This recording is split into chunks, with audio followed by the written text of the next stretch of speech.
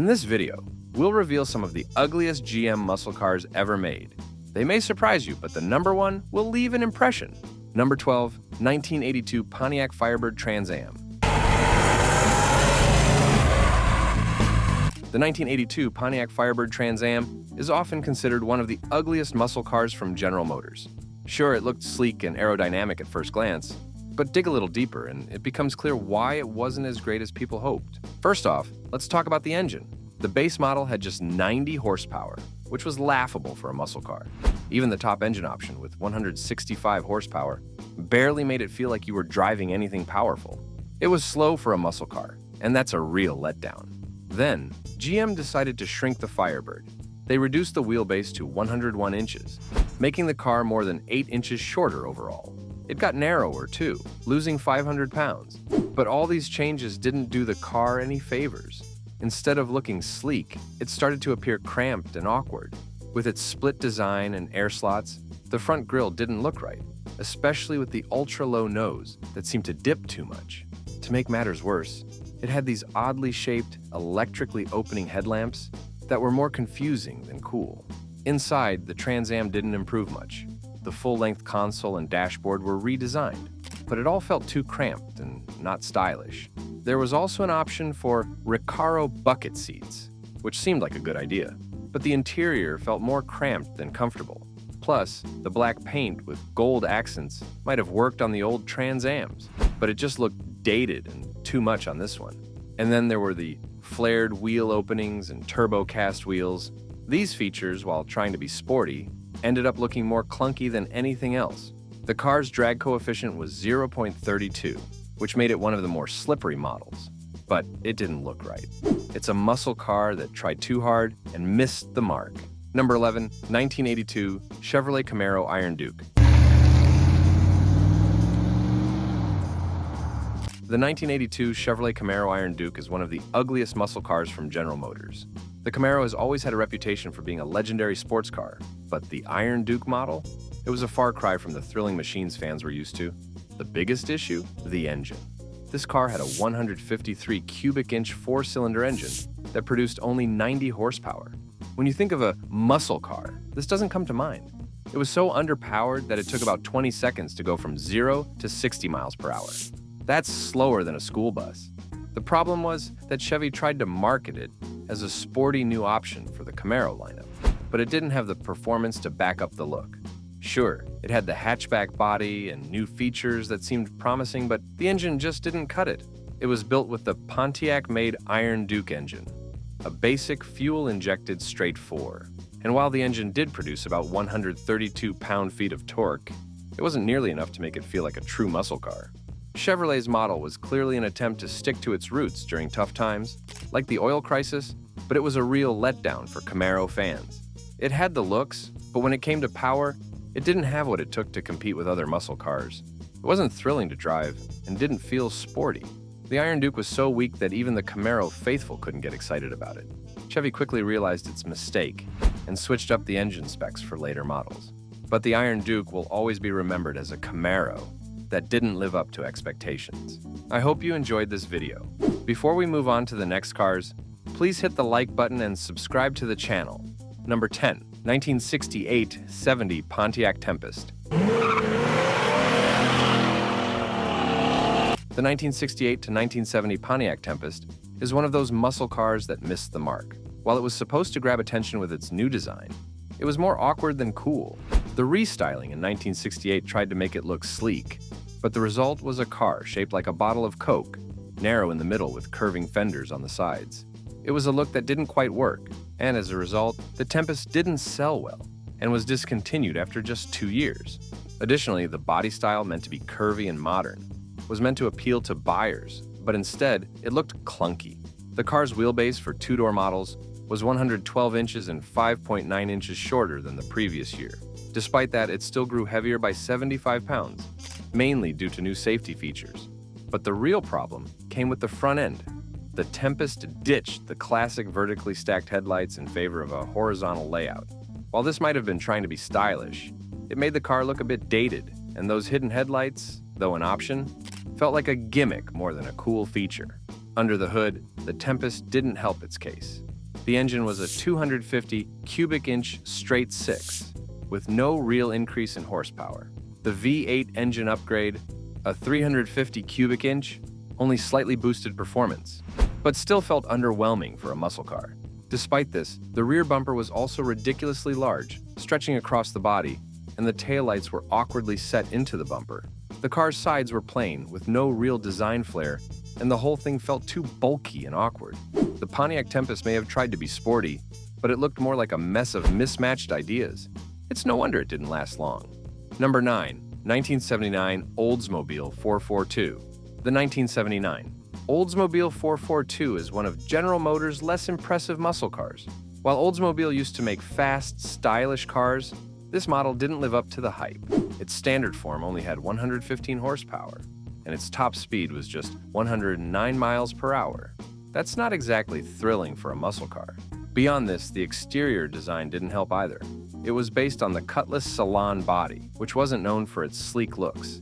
Even the special edition Hurst Olds version, with a 350 cubic inch V8 engine, didn't save the car from being bland. The package felt dated and uninspired, leaving the 442 looking less like a muscle car and more like a missed opportunity. Number 8. 1974 Pontiac GTO. The 1974 Pontiac GTO is often remembered as one of the biggest disappointments in muscle cars. The GTO used to be the top of the line, symbolizing power and speed. But by 1974, things had taken a turn for the worse. The fourth-generation GTO was built on the same platform as the Chevy Nova and other smaller GM cars, which set the stage for its downfall. It was a muscle car that tried to keep up with changing times, but it felt more like an imitation than the real deal. Under the hood, the GTO had a 350 cubic inch V8 engine. Sounds impressive. Unfortunately, the engine was tuned down to just 200 horsepower, a far cry from the roaring power it once had. If you went with the 3-speed automatic transmission, this muscle car could manage 0 to 60 miles per hour in about 9.5 seconds. For those who chose the manual options, it took a little longer, about 7.7 seconds. But neither setup could quite capture the muscle car magic of its predecessors. To make matters worse, the overall design didn't do the car justice. It was loaded with sporty touches, like dual exhaust and Rally 2 wheels, but it didn't mask the fact that the whole package felt small. The functional shaker hood scoop, which was supposed to be a signature feature, struggled to make a real impact. It had a vacuum-operated system that only worked when conditions were just right, meaning it often felt like more of an afterthought than an asset.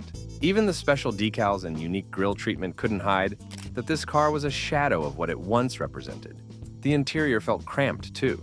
Whether you chose bucket seats or the console setup, a sense of tightness didn't align with the classic muscle car image. It had a limited color selection. No matter how buyers tried to spice things up, it never felt right.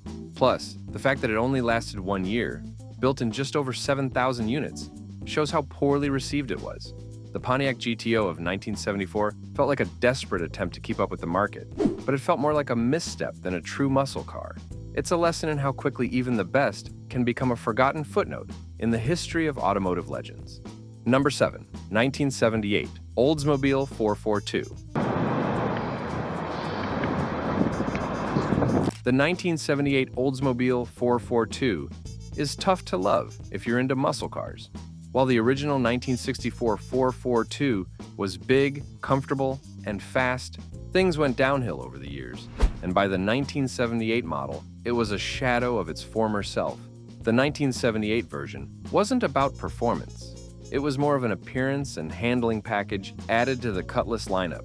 You could get it on the Salon and Salon Brougham coupes, but it wasn't enough to make you forget how far the 442 had fallen. Under the hood, Chevy's 305 cubic inch V8 only made 160 horsepower.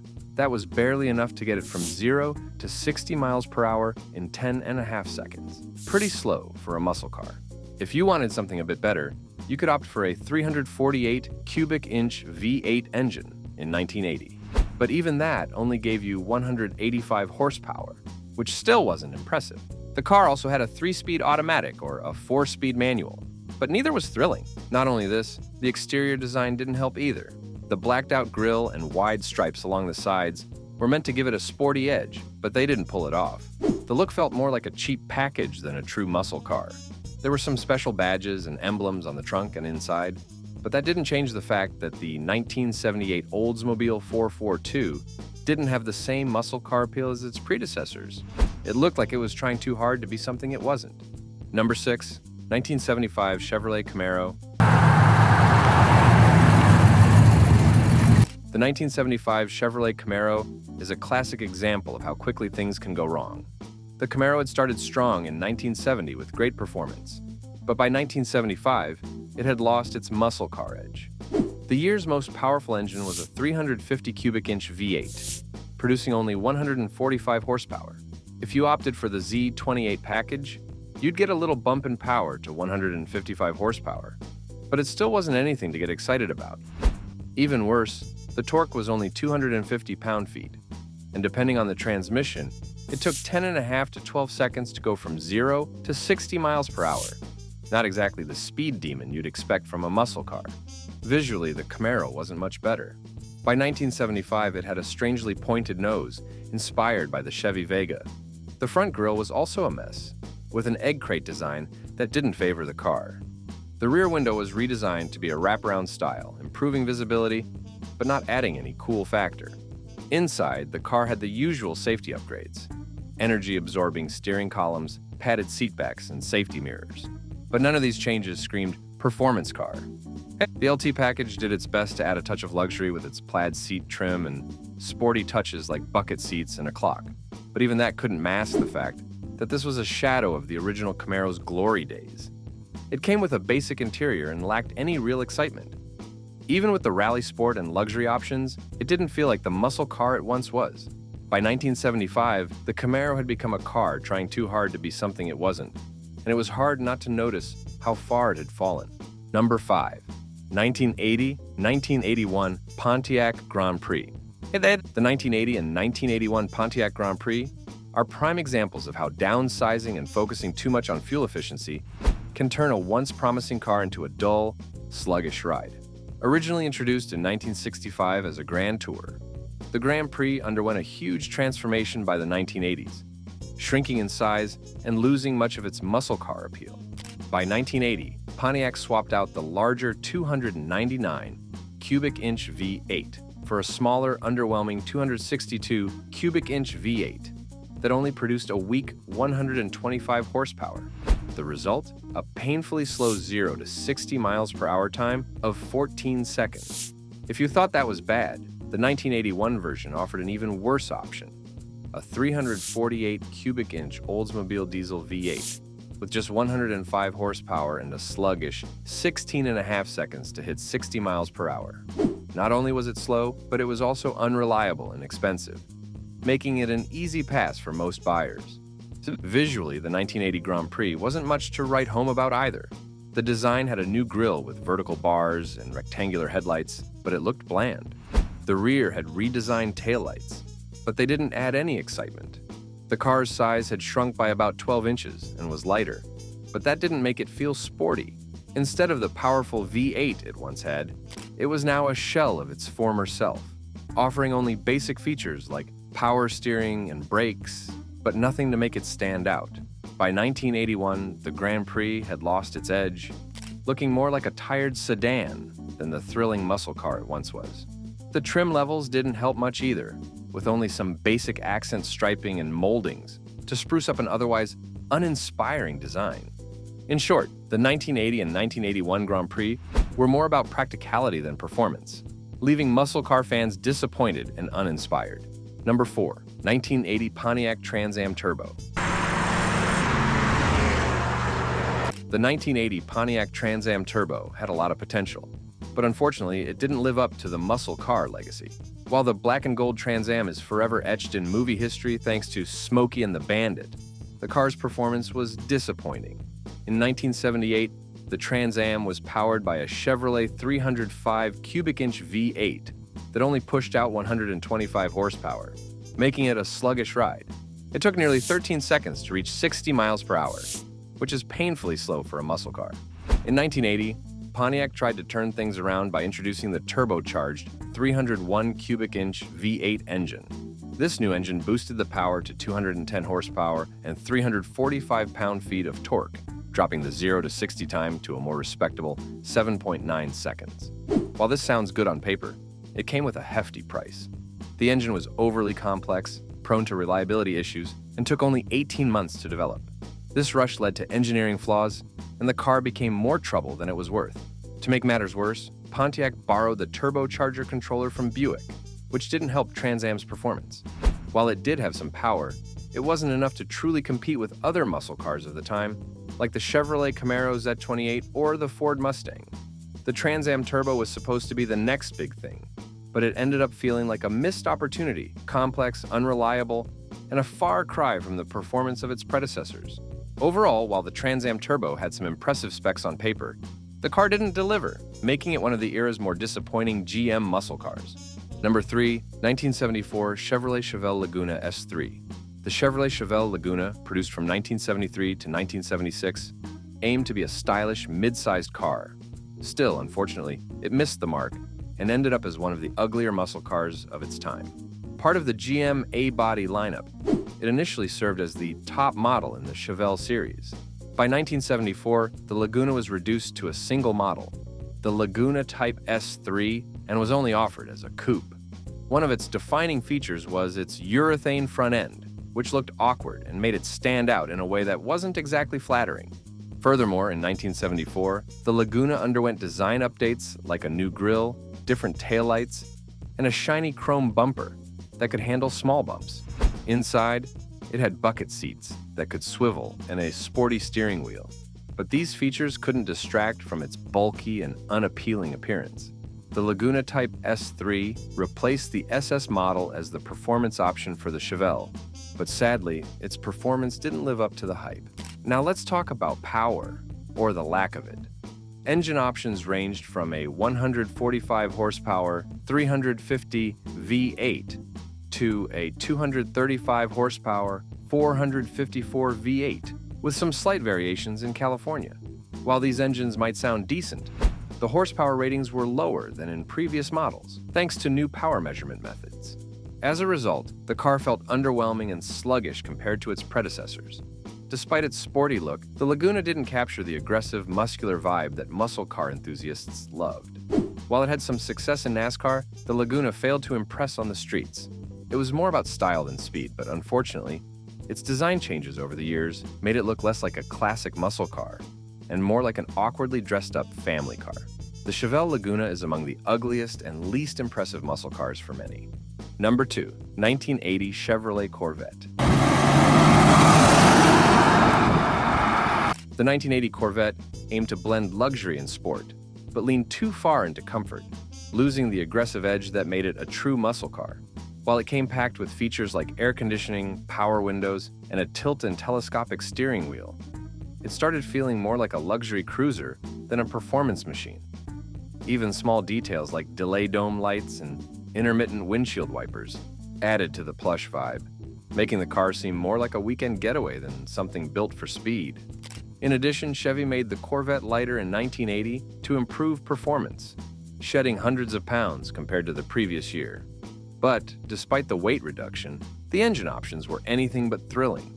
The standard 348 cubic inch V8, or the smaller 305 cubic inch V8 in California, offered decent weight efficiency, but not the muscle you'd expect from a Corvette.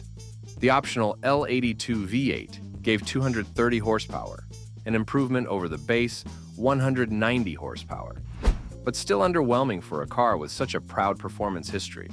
Worse yet, it was only available with an automatic transmission, stripping away any hands-on, engaging driving experience.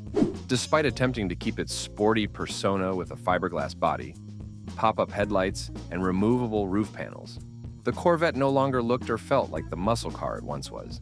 The twin tailpipes and sleek design were nice touches, but they couldn't hide that this Corvette was more about comfort than raw power. The once powerful, aggressive stance had turned into a soft, luxury vibe. Overall, by 1980, the Corvette had shifted from a street-dominating muscle car to a luxury weekend cruiser. Instead of roaring down the street, it was more likely to be spotted at a country club, showing off its shiny features rather than the power under the hood. For many car enthusiasts, the 1980 Corvette became an ugly reminder of what the muscle car legacy had become. Number 1, 1980 to 1985, Chevrolet Citation X11. The Chevrolet Citation, produced from 1980 to 1985, was Chevy's attempt at a compact muscle car. Still, it was more of an ugly duckling than a true performer. It was the first Chevy to have front-wheel drive, replacing the Chevrolet Nova, but it never captured the spirit of muscle cars. The Citation was sold alongside models like the Chevrolet Monza and Chevrolet Malibu, but it was eventually replaced by the Chevrolet Cavalier and Chevrolet Celebrity. Moreover, the Citation X11 launched in 1980, and it tried to add some excitement with handling upgrades like stabilizer bars and a sports suspension, but it still felt like a car trying too hard to be sporty. It had small 13-inch rally wheels, later upgraded to 14-inch wheels for slightly better grip, but they were far from the aggressive look you'd expect from a muscle car. The engine options were lackluster. A 153 cubic inch inline-4, producing 90 horsepower, or a 171 cubic inch V6 with just 115 horsepower. The high-output V6 in 1981 boosted power to 135 horsepower, but it still didn't impress. The car's sporty visuals, with alloy wheels, a trunk spoiler, and side graphics, tried to hide that the X11 lacked the power and excitement of a real muscle car, making it one of the ugliest attempts at muscle on the market. Rate your ride of these ugliest GM muscle cars out of 10, and let us know in the comments.